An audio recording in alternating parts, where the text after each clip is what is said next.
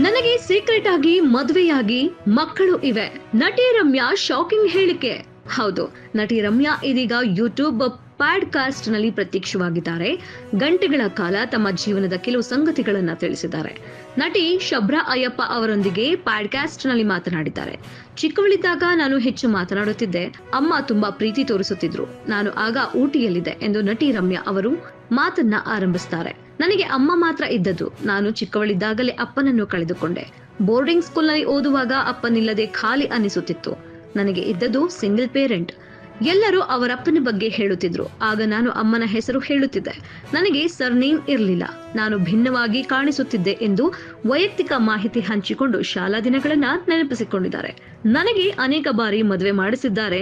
ಇನ್ನು ನನ್ನ ಮದುವೆ ವಿಚಾರ ಆಗಾಗ ಚರ್ಚೆಯಲ್ಲಿರ್ತದೆ. ನನಗೆ ಗೊತ್ತಿಲ್ಲದೆ ಅನೇಕ ಸಲ ನನಗೆ ಮದುವೆ ಮಾಡಿಸಿದ್ದಾರೆ, ಮಕ್ಕಳನ್ನು ಮಾಡಿಸಿದ್ದಾರೆ ಎಂದು ನಗೆ ಬೀರಿದರು. ರಮ್ಯಾಗೆ ಮದುವೆ, ಮಕ್ಕಳಾಗಿವೆ, ವಿದೇಶದಲ್ಲಿದ್ದಾರೆ ಎಂದೆಲ್ಲ ಗಾಸಿಪ್ ಹರಿದಾಡಿತ್ತು.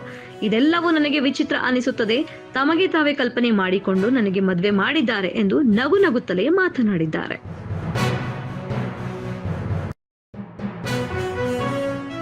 ಕೇಂದ್ರದ ಮಾರ್ಗಸೂಚಿಯಂತೆ ಮುಸ್ಲಿಮರಿಗೆ ಮೀಸಲಾತಿ, ಸಿದ್ದರಾಮಯ್ಯ ಸ್ಪಷ್ಟನೆ. ವಸತಿ ಯೋಜನೆಗಳಲ್ಲಿ ಅಲ್ಪಸಂಖ್ಯಾತರಿಗೆ ಮೀಸಲಾತಿಯನ್ನ 10% 15% ಹೆಚ್ಚಿಸುವ ಬಗ್ಗೆ ವಿರೋಧ ಪಕ್ಷ ಬಿಜೆಪಿಯು ಕಾಂಗ್ರೆಸ್ ಸರ್ಕಾರದ ವಿರುದ್ಧ ತೀವ್ರ ವಾಗ್ದಾಳಿ ನಡೆಸುತ್ತಿತ್ತು. ಈ ನಿರ್ಧಾರ ಕೇಂದ್ರ ಸರ್ಕಾರದ ಮಾರ್ಗಸೂಚಿಗಳಿಗೆ ಅನುಗುಣವಾಗಿದೆ ಎಂದು ಮುಖ್ಯಮಂತ್ರಿ ಸಿದ್ದರಾಮಯ್ಯ ಅವರು ತಿರುಗೇಟು ನೀಡಿದ್ದಾರೆ. ರಾಜ್ಯ ಸರ್ಕಾರದ ವಸತಿ ಯೋಜನೆಗಳಿಗೆ ಸಂಬಂಧಿಸಿದಂತೆ ಕ್ರಿಶ್ಚಿಯನ್, ಮುಸ್ಲಿಂ, ಜೈನರು ಸೇರಿದಂತೆ ಅಲ್ಪಸಂಖ್ಯಾತ ಸಮುದಾಯಗಳ ಫಲಾನುಭವಿಗಳ ಪ್ರಮಾಣವನ್ನ ಹೆಚ್ಚಿಸುವ ಸಲುವಾಗಿ ಕೇಂದ್ರ ಸರ್ಕಾರದ ಮಾರ್ಗಸೂಚಿಗಳ ಪ್ರಕಾರ ಸಚಿವ ಸಂಪುಟವು ಒಂದು ನಿರ್ಣಯವನ್ನ ಕೈಗೊಂಡಿದೆ. ಇದು ಅಲ್ಪಸಂಖ್ಯಾತರ ಕಲ್ಯಾಣಕ್ಕಾಗಿರುವ ಪ್ರಧಾನ ಮಂತ್ರಿಗಳ 15 ಅಂಶಗಳ ಕಾರ್ಯಕ್ರಮ. 2019 ಆಧಾರದ ಮೇಲೆ ತೆಗೆದುಕೊಂಡ ತೀರ್ಮಾನವಾಗಿದೆ. ನಮ್ಮ ಈ ನಿರ್ಧಾರದಿಂದ ಪ್ರಸಕ್ತ ವರ್ಷ 1ರಲ್ಲೇ ಸುಮಾರು 34,000 ಅಲ್ಪಸಂಖ್ಯಾತ ಕುಟುಂಬಗಳಿಗೆ ಲಾಭವಾಗಲಿದೆ. ಆ ಪೈಕಿ ಹೆಚ್ಚಿನವರು ಭೂರಹಿತರು ಮತ್ತು ಅನೇಕ ಮನೆಗಳ ತುರ್ತು ಅಗತ್ಯತೆ ಇರುವವರಾಗಿದ್ದಾರೆ. ಅಲ್ಪಸಂಖ್ಯಾತ ಅರ್ಜಿದಾರರು ಇಲ್ಲದ ಪಂಚಾಯಿತಿಗಳಲ್ಲಿನ ಉಪಯೋಗವಾಗದೆ ಉಳಿದಂತಹ ವಸತಿ ಹಂಚಿಕೆಗಳನ್ನು ಅತಿ ಅಗತ್ಯವಿರುವೆಡೆಗೆ ಮರು ಹಂಚಿಕೆ ಮಾಡುವ ಕ್ರಮವಾಗಿದೆ.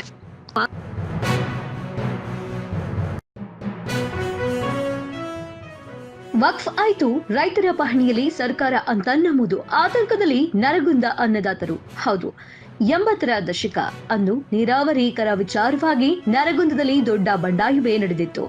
ಈಗ ಮತ್ತೆ ನೀರಾವರಿಕರ ವಿಚಾರಕ್ಕೆ ರೈತರು ರೊಚ್ಚಿಗೆದ್ದು ಸರ್ಕಾರ ವಿರುದ್ಧ ಹೋರಾಟಕ್ಕೆ ಸಜ್ಜಾಗಿದ್ದಾರೆ.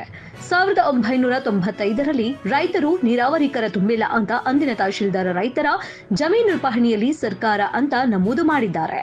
ಎಲ್ಲಾ ರೀತಿಯ ಕರ ಪಾವತಿ ಮಾಡಿದ್ರು ಎಂದಿಗೂ ಸರ್ಕಾರ ಅಂತ ತೆಗೆದು ಹಾಕಿಲ್ಲ.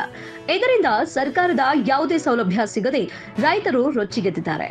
ಕೆಲವು ವರ್ಷಗಳ ಹಿಂದೆ ಕೆಲವು ರೈತರು ನೀರಾವರಿ ಕರವನ್ನ ಸರ್ಕಾರಕ್ಕೆ ಕಟ್ಟಿದ್ದಾರೆ. ಆದರೂ ಕೂಡ ಪಹಣಿ ಪತ್ರದಲ್ಲಿನ ಸರ್ಕಾರ ಹಾಗೆ ಇದೆ. ಈ ಬಗ್ಗೆ ಕಂದಾಯ ಸಚಿವ ಕೃಷ್ಣ ಬೈರೇಗೌಡ ಗಮನಕ್ಕೆ ತಂದರೂ ಪ್ರಯೋಜನವಾಗಿಲ್ಲ ಅಂತ ರೈತರು ಕಿಡಿಕಾರಿದ್ದಾರೆ.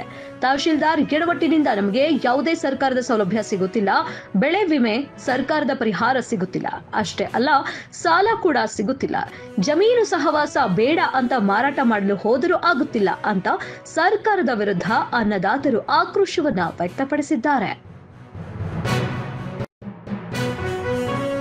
ಬೆಂಗಳೂರಿನಲ್ಲಿ ಇನ್ಮೇಲೆ ಮನೆ ಮನೆಗೆ ಸ್ಟಿಕ್ಕರ್. ಕಾರಣವೇನು ಗೊತ್ತಾ? ಪರಿಶಿಷ್ಟ ಜಾತಿ ಸಮೀಕ್ಷೆ ಖಾತರಿಪಡಿಸಿಕೊಳ್ಳುವ ಸಲುವಾಗಿ ಇಂದಿನಿಂದ ಪ್ರತಿ ಮನೆಗೆ ಸ್ಟಿಕ್ಕರ್ ಅಳವಡಿಸುವುದಕ್ಕೆ ಬೃಹತ್ ಬೆಂಗಳೂರು ಮಹಾನಗರ ಪಾಲಿಕೆ ಅಧಿಕಾರಿಗಳು ಮುಂದಾಗಿದ್ದಾರೆ. ಇನ್ನು ಇದರೊಂದಿಗೆ ಪರಿಶಿಷ್ಟ ಜಾತಿ ಸಮೀಕ್ಷಾ ಅವಧಿಯನ್ನ 30ನೇ ಜೂನ್ 2025ರವರೆಗೆ ವಿಸ್ತರಣೆ ಮಾಡಲಾಗಿದೆ. ಬೃಹತ್ ಬೆಂಗಳೂರು ಮಹಾನಗರ ಪಾಲಿಕೆ ವ್ಯಾಪ್ತಿಯಲ್ಲಿ ಪರಿಶಿಷ್ಟ ಜಾತಿ ಸಮಗ್ರ ಸಮೀಕ್ಷಾ ಕಾರ್ಯ ನಡೆಸುತ್ತಿರುವ ಕುರಿತು ಖಾತರಿಪಡಿಸಿಕೊಳ್ಳುವ ಸಲುವಾಗಿ ಇಂದಿನಿಂದ ಪ್ರತಿ ಮನೆಗೆ ಸ್ಟಿಕ್ಕರ್ ಅಂಟಿಸಲು ಬಿಬಿಎಂಪಿಯ ಮುಖ್ಯ ಆಯುಕ್ತರಾದ ಮಹೇಶ್ವರ್ ರಾವ್ ಅವರು ಅಧಿಕಾರಿಗಳಿಗೆ ಸೂಚನೆ ನೀಡಿದ್ದಾರೆ.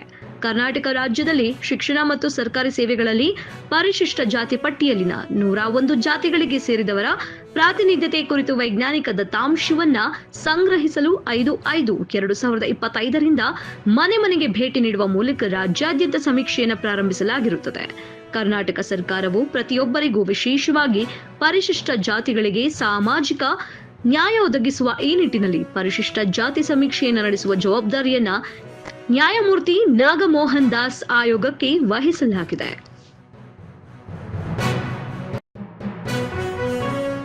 ಸೂಳೆಯ ಒಡೆಯ ಮಗನುಟ್ಟಿ ಆಳುವವನು ಮುನಿಪುರವ, ಹಾಸನದಲ್ಲಿ ಮತ್ತೊಂದು ಗಂಡಾಂತರದ ಭವಿಷ್ಯ ನುಡಿದ ಕೋಡಿ ಶ್ರೀಗಳು. ಹೌದು, ಹಾಸನದ ಅರಸೀಕೆರೆಯ ತಮ್ಮ ಮಠದಲ್ಲಿ ಕೇಂದ್ರ ಸಚಿವ ವಿ ಸೋಮಣ್ಣ ಅವರು ಶ್ರೀಗಳನ್ನು ಭೇಟಿಯಾಗಿದ್ರು. 30-40 ವರ್ಷಗಳಿಂದ ಸೋಮಣ್ಣ ಮಠಕ್ಕೆ ಬರುತ್ತಿದ್ದಾರೆ ಎಂದು ಶ್ರೀಗಳು ಹೇಳಿದ್ದಾರೆ. ಜೊತೆಗೆ ಭವಿಷ್ಯವನ್ನ ನುಡಿದಿದ್ದು, ದೇಶಕ್ಕೆ ಮತ್ತು ವಿಶ್ವಕ್ಕೆ ಮುಂದಿನ ದಿನಗಳಲ್ಲಿ ಅಪಾಯ ಕಾದಿದೆ ಎಂದು ಶ್ರೀಗಳು ಭಯಾನಕ ಭವಿಷ್ಯವನ್ನ ನುಡಿದಿದ್ದಾರೆ. ರಾಜ್ಯದಲ್ಲಿ ಸಂಕ್ರಾಂತಿ ಬಳಿಕ ರಾಜಕೀಯ ವಿಪ್ಲವದ ಲಕ್ಷಣವಿದೆ. ನಿರೀಕ್ಷೆಗೂ ಮೀರಿದ ದುಃಖ ಭಾರತಕ್ಕೆ ಬರಲಿದೆ. ಮೆಘಾ ಸ್ಫೋಟ, ಯುದ್ಧ, ದೊಡ್ಡ ನಗರಗಳ ಮೇಲೆ ದಾಳಿ, ಅರಸನಾಲಯಕ್ಕೆ ಕಾರ್ಮೋಡ ಕವಿಯಲಿದೆ ಎಂದು ಅರಸೀಕೆರೆ ಕೋಡಿಮಠ ಸಂಸ್ಥಾನದ ಡಾಕ್ಟರ್ ಶಿವಾನಂದ ಶಿವಯೋಗಿ ರಾಜೇಂದ್ರ ಸ್ವಾಮಿಗಳು ಹೇಳಿದ್ದಾರೆ. ಇದಕ್ಕೂ ಮೊದಲು ಕೇಂದ್ರ ಸಚಿವ ವಿ ಸೋಮಣ್ಣ ಕೋಡಿ ಶ್ರೀಗಳನ್ನು ಭೇಟಿಯಾಗಿ ಆಶೀರ್ವಾದವನ್ನ ಪಡೆದುಕೊಂಡಿದ್ದಾರೆ. ಕೋಡಿಮಠ ಮತ್ತು ನಮಗೂ ಹಿಂದಿನಿಂದಲೂ ಅವಿನಾಭಾವ ಸಂಬಂಧ ಎಂದು ಸೋಮಣ್ಣ ಹೇಳಿದ್ದಾರೆ. ಇದಾದ ನಂತರ ಕೋಡಿ ಶ್ರೀಗಳು ಭವಿಷ್ಯವನ್ನ ನುಡಿದು ದೇಶಕ್ಕೆ ಗಂಡಾಂತರ ಕಾದಿದೆ ಎಂದು ಹೇಳಿದ್ದಾರೆ.